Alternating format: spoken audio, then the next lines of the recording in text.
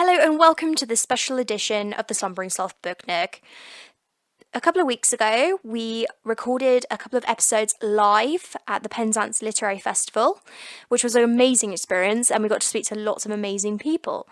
So we hope you enjoy these special edition episodes. If you'd like to leave us any feedback or any comments, you can do on our YouTube channel, Slumbering Sloth Book Nook, or you can drop me a DM at novelm16 on Twitter. And also you can send me an email at slumberslothbooknook@gmail.com. We hope you enjoy this special series. Thank you.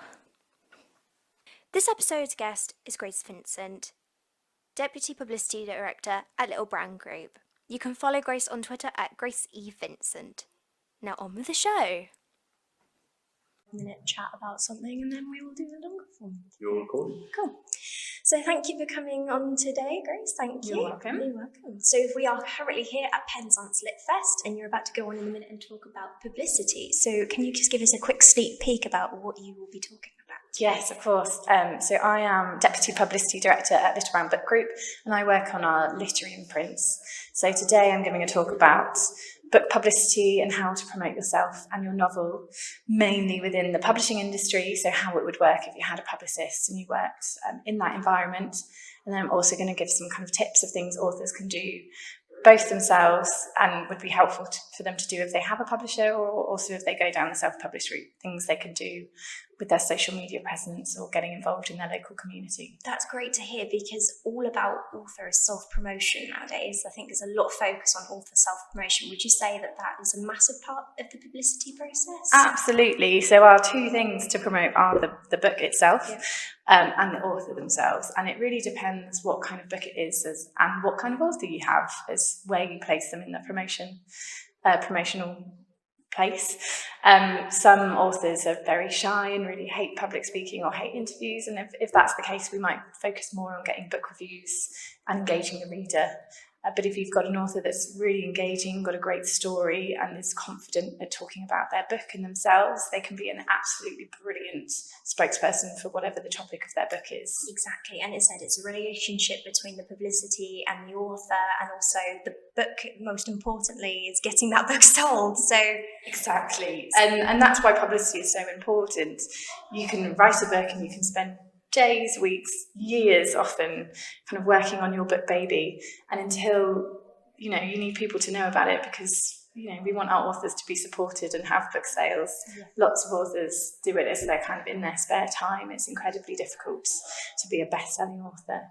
So what we do in terms of publicity is try and get people to know about the book, get them reading the book, get them raving about their book to the friends, which in turn means more people will be going into their local bookshop to buy copies. Awesome. If there's one thing that you would like the audience to take away from today, like one piece of advice, what would it be? I would say for them to get good at talking about their book and identify what's interesting about it. What is the thing that makes this book different? What makes it special? And be prepared to talk about that in a way that's engaging with people. So thinking about what is the kind of one thing that's going to draw a reader in to this book and make them want to read it. And because they're the author, to be confident in talking about it. Excellent. Well, thank you very much. You're welcome. Today I'm here with Grace Vincent at Penzance Lit Festival. So we're just going to be quickly talking about how to get into publishing and publicity. So thank you for coming on today. You're welcome. Thank you for having me. That's all right. So in terms of your publicity role, what would you say are the key aspects of it in a day-to-day setting? So day-to-day, I work as a publicist in a big team of other publicists. It's mainly emailing and contacting lots of journalists, broadcasters and events people to try and convince them to cover a book. I'm also working in-house with the editor and the marketing person and the sales team about a book.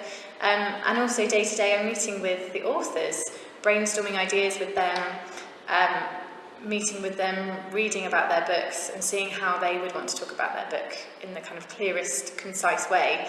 But days can really alter. Sometimes I'm just firing off emails all day. Sometimes I'm out at the BBC accompanying authors to interviews. Sometimes I'm out with an author going to a literary festival and making sure that everything runs smoothly. So it can be really varied in terms of different activities. So there's never a dull day? There is never a dull day. It's very busy.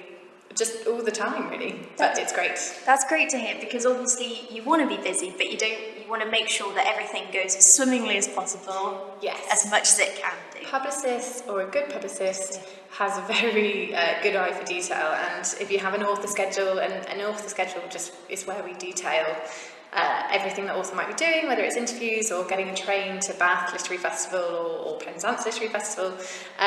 It should have all the details on there that if for some reason I get come down with the flu, somebody else can pick it up and would know exactly what's happening. Exactly. So, in terms of working as a publicity, how do you think it's helped you to understand the relationship between the author, the reader, and the product, like in terms of sales? Yes. A lot of that has just come kind of ad hoc through working on lots of different types of books and learning about kind of what type of reader likes reading what. I would say in publicity, unlike marketing, so marketing is usually reaching the consumer, the book reader, direct, and publicity is often going through a conduit of a media outlet such as a newspaper or a radio show. So you then have to kind of think about it of who is the reader of your book, but then what newspaper do they read, what kind of fits with their political allegiances, etc. So you do learn a lot. We also have kind of tools in-house that help with that. We have something called Consumer Insights, and they give us kind of breakdown of demographics of who reads chick lit, who's listening to audiobooks, who likes crime thrillers, who reads current affairs. So you kind of learn a lot about what media outlets will reach that reader. Yeah, definitely. As I said, it's incredible how much you can get out of all these sites now, and how much you can tell and from one place. Learning about publicity and how far it reaches everybody. So. And we have to think about, we often find demographics such as Generation Z are quite a tricky kind of group of readers to reach, because they're not necessarily reading the traditional newspapers. Actually, it might be better doing interviews, say doing a radio interview that then records extra content, like extra video content that will be on social media. A lot of people use Instagram that might not read the newspaper, so it's kind of how we reach all of those different readers. That's great. So sort of taking a slightly different angle, with your own sort of publishing journey and getting into publishing, what would your advice be to anybody wanting to get into publishing? So with my own journey, I finished university and I was really, really struggling actually to get any work experience anywhere, and I kind of thought back, like, who do I know that would kind of that might be helpful, and I had a writing teacher in one of my last modules at university that had said, once you graduate and you're no longer my student, I'm happy to kind of help if you have any questions. And I emailed her, and she'd actually just had a book published, and she sent a bit of a round robin and said, does anybody need any work experience? And really luckily somebody did, and I went in and did a 3-month internship with a small independent publisher.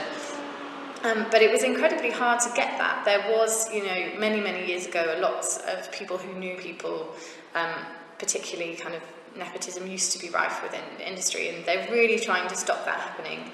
And now you don't get people's nieces coming in and doing work experience. It's done through our kind of central HR. So my main thing is do as much work experience as you can. Do it while you're still studying, if you can, in the holidays. That's one thing I regret not doing. I had a kind of job working in retail throughout the holidays. But getting that work experience is really helpful when you're not necessarily having to pay your rent. Yes, exactly. That's a good bit of advice, because we always end up having really good advice on the podcast. So that's also read the bookseller is the trade press. You'll read interviews with lots of people working in publishing. Might get a better idea of what departments there are. I only knew about editorial, and if you see somebody that looks interesting, it's quite easy to find people's email addresses online via their publisher's websites. So you could always email them and ask if they'd answer any questions. Yeah, definitely, most definitely. So the last question, this is always quite a difficult one for people to answer, but is there a book that you've read recently that you would like to recommend? Ooh, Yes. What did I just finish? I just finished Circe, which I never know if I'm saying correctly, but I think I am, by Madeline Miller. I think it's Madeline Miller.